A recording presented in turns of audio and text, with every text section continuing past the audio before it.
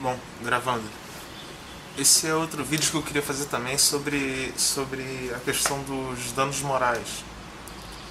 É interessante, o jurista em geral, o bacharel em direito,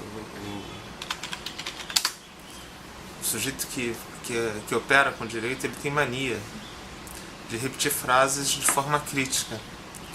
Então o que acontece? Ele aprende na faculdade determinada frase, determinado jargão, determinado axioma e vai repetindo aquilo de forma crítica pro resto da vida. Correto ou não? Deixa eu ver se eu consigo balançar melhor a luz pra vocês.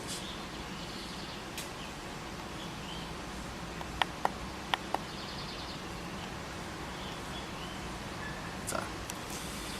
Então sobre duas frases clássicas que eu quero falar em relação a danos morais. A primeira é o famoso dissabor do cotidiano. Sempre que você vai afastar o dano moral, você vê em sentenças a pessoa falando em que tal ato ilícito se constitui em mero dissabor do cotidiano. Vamos pensar nessa frase. Em primeiro lugar, cotidiano. O que significa cotidiano? É o todo dia, é o cada dia. E o que significa dissabor? É a frustração, é o tormento. Então como alguém pode falar em mero dissabor do cotidiano? É absurdo isso. Mero dissabor do cotidiano é tormento diário. E então essa frase não faz o menor sentido, mas ela é repetida em todas as sentenças que você vê que não tem dano moral. Está escrito lá, mero dissabor do cotidiano. E é interessante também que o próprio cotidiano, o próprio ato ilícito, ele vai gerando uma espécie de conformação. Ele se conforma no dissabor. Então, por exemplo, eu tenho uma operadora de telefone, eu ligo para cancelar, não consigo cancelar. Eu ligo de novo.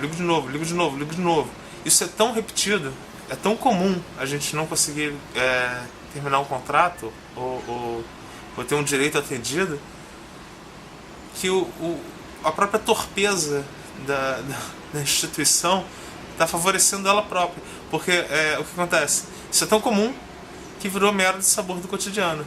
Então é normal uma pessoa tentar cancelar um contrato 30 vezes e não conseguir por telefone. E isso é absurdo.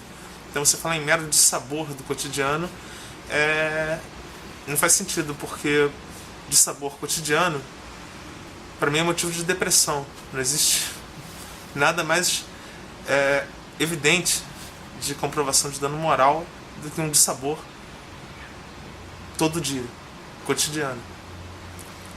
Outra frase interessante que eu queria falar sobre dano moral é a famosa indústria do dano moral. Eles têm mania de falar isso também. Todo advogado quando quer reduzir o quantum do dano moral estabelecido, ele vem com a alegação de que existe uma indústria do dano moral e que essa indústria do dano moral tá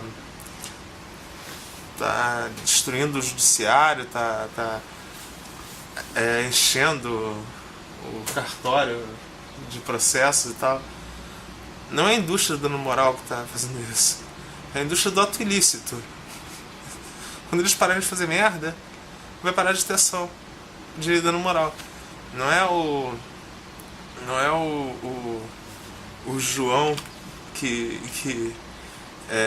vem pedir dano moral porque a TIM, ou a Vivo, ou a NET, ou o plano de saúde, a Unimed, enfim. Não é ele que atrapalha o judiciário. São os outros, são os fornecedores mesmos, que cometem tanto ato ilícito de forma tão reiterada que bota aqui pilhas de Unimed, de plano de saúde, de seguro, de banco. Então não existe uma indústria do dano moral, existe uma indústria do ato ilícito. E se vocês querem fechar a indústria do dano moral, fecha antes a indústria do ato ilícito.